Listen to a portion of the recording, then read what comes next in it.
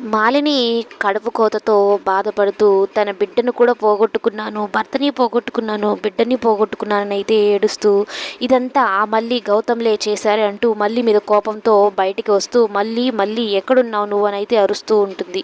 ఇక మళ్ళీ ఏమో నిజాలు చెప్పే ప్రయత్నం చేస్తూ ఉంటుంది.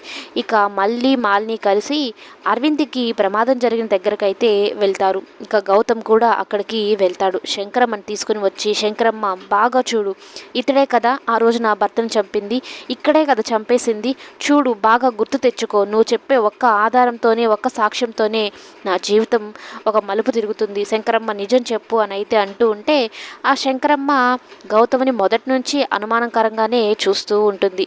మరి గౌతమ్ని చూస్తూ శంకరమ్మ ఇతడే ఆ ప్రమాదం చేసింది, ఆ ప్రమాదంలో అరవింద్ బాబు చనిపోయింది ఇతడి వల్లనే అని కానీ ఒక్క మాట చెప్తే గౌతమ్ మళ్ళీ జీవితాలు ఒక్కసారిగా మలుపు తిరిగిపోతాయి, మొత్తం పరిస్థితులు ఒక్కసారిగా తారుమారైపోతాయి.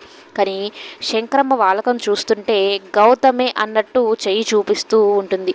గౌతమేమో ఒక్కసారిగా షాక్ అయిపోతూ ఉంటాడు. నా మీదే చెప్పేస్తుంది ఏంటి ఈమె అన్నట్టు భయపడుతూ కంగారుగా శంకరమ్మనే చూస్తూ ఉంటాడు.